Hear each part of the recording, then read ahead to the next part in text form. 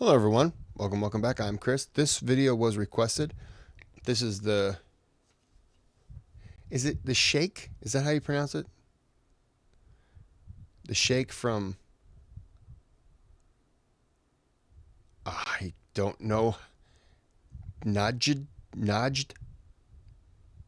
who saved Ottomans from Serbian invaders. Okay, so I covered another video of this guy yesterday. It was short. So we'll do this one as well because this was also requested. Before I get started, you can click the thumbs up, bare minimum, please, if you would. Subscribe to the channel only if you like the content. Click on the thanks button and donate to the channel if you want to keep the channel running.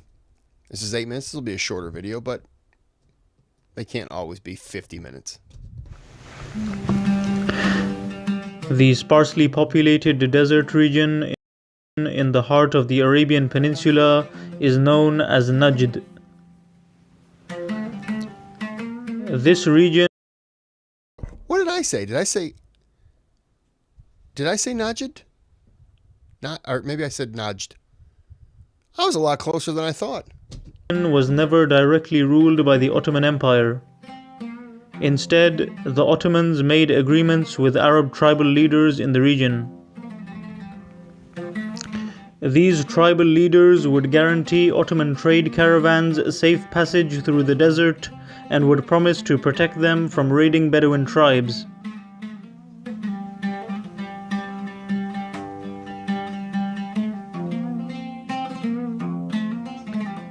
The Ottomans did not have many economic interests in the Najd region as the land was barren and uninhabitable. They only needed safe passage through the region to protect their trade caravans which were on their way to the Persian Gulf, and to protect pilgrims traveling from Iraq to the holy city of Mecca.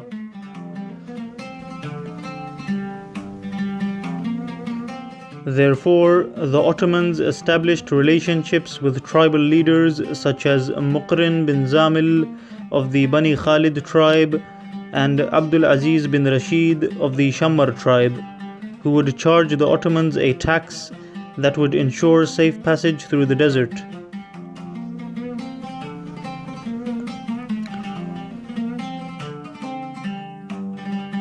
Ottoman control over the Najd region varied depending on the fluctuating strength or weakness of the empire's central authority.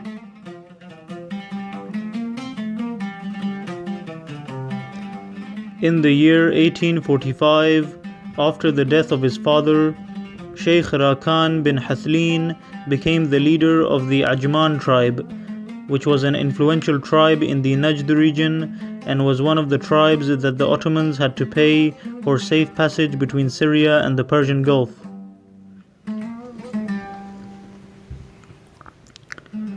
After becoming the leader of the tribe, Sheikh bin Hithlain made a series of reforms and began assisting the impoverished population of the Al-Ahsa oasis. Because of his generosity, his influence grew rapidly, and within a few years, he managed to defeat many of his enemies and gain the support of many of the tribes of Najd, which allowed him to establish his own state.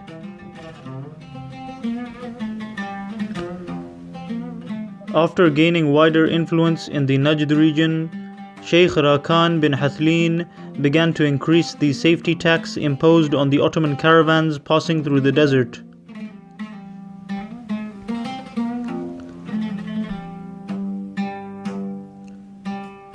After being charged higher fees for protection, and after realizing the expanding influence of the Ajman tribe, the Ottomans began to plot the downfall of Sheikh bin Hithlain.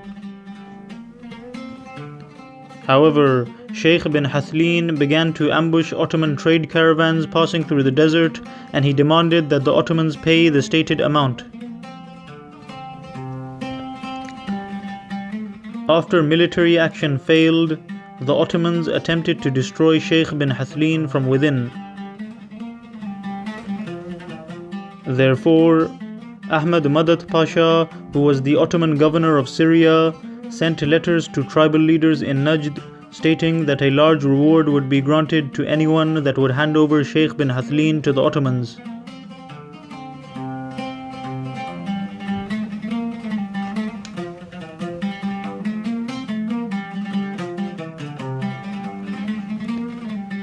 In the year 1870, while Sheikh ibn Hithlain was on a journey in search of green pastures and grazing land, a man named Ibn Auda, who was put in charge of collecting taxes from the Ottoman caravans, collaborated with the Ottomans and informed them of Sheikh bin Hithlain's location.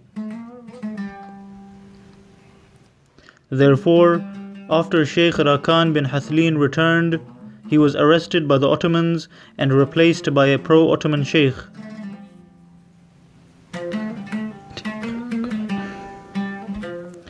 After being arrested, Sheikh bin Hithlain was sent to a prison in Istanbul and was later transferred to a prison on the outskirts of the walls of the city of Niš, which is now part of modern-day Serbia.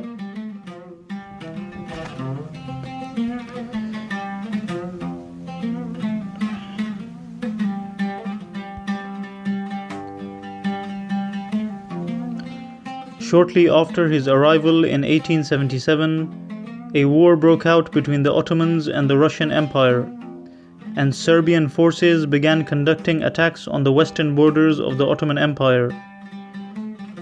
Sheikh bin Hithlain, who was being held in a prison that was located on the front lines of the war, witnessed many of these battles from the roof of his prison.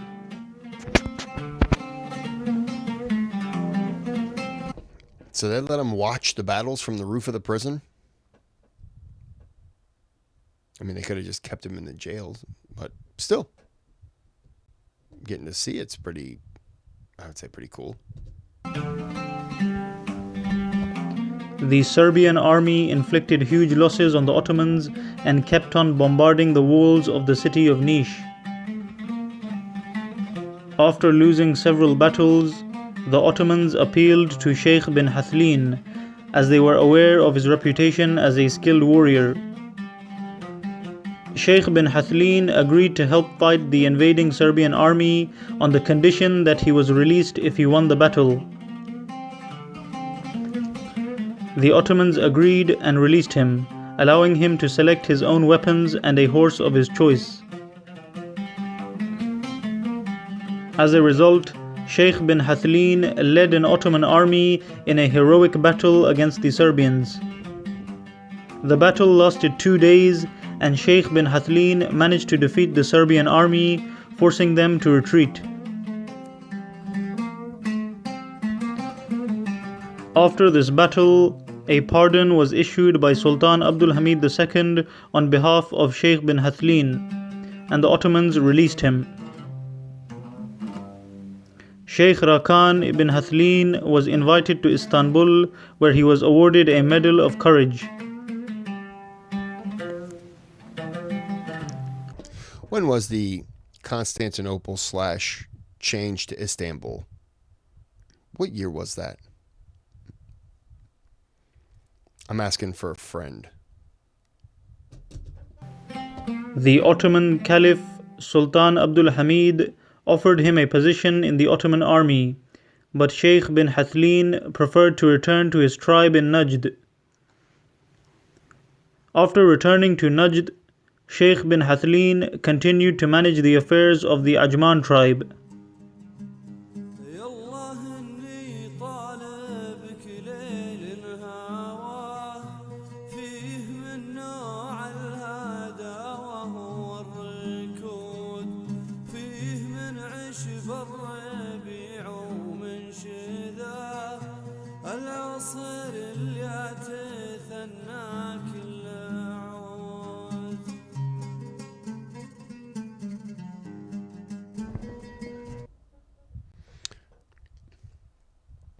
I don't remember if it said it in the last video, but when did he die? I have to look real fast, otherwise. I could also look for the Constantinople thing, but you know. No. Sorry, I'm spelling it, and autocorrect is like, no, you probably mean. No, I don't. No.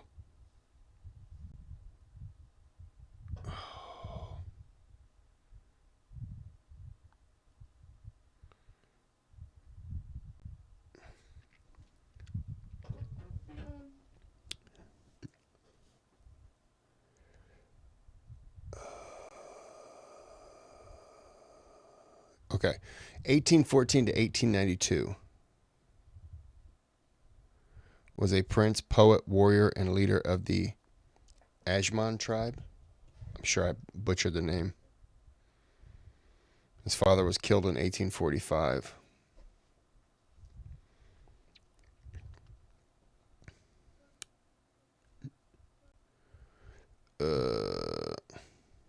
His,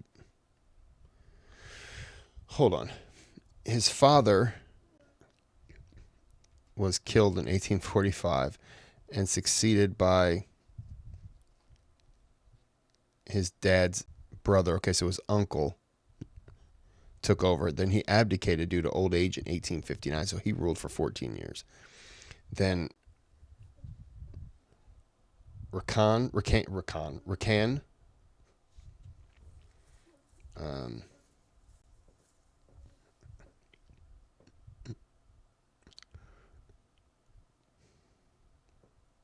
So he fought in that war, Serbian Ottoman War from 1876 to 1878. That's when the war took place. That's not what exactly I'm phasing. That's not exactly when he fought, but oh, come on, there you go. So that was over 1878. We'll say he was home, and then he was home for another 14 years before he died. Wait a minute. So he died at 77, 14 years, so that'd have been 63. 63 years old when he fought in that war? Wow. Yeah, they didn't mention the Serbian knight, the black knight, the black armored knight.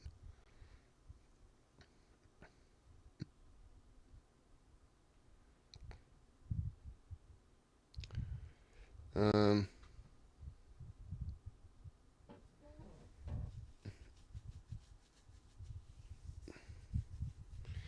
Sorry, I'm just reading and trying to find something that's kind of pertinent to this. Ultimately, the Ottomans won the battle.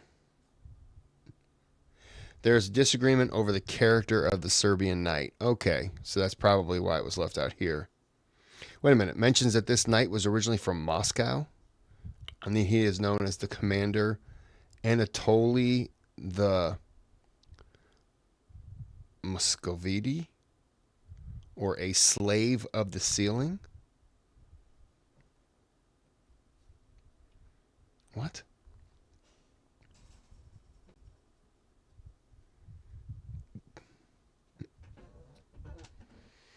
Other sources mention that he died in Shawwal in the year 1314.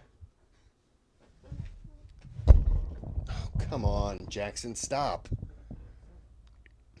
Um, 1314 AH or 1897 CE, in reference to the last salary that the Ottomans paid him.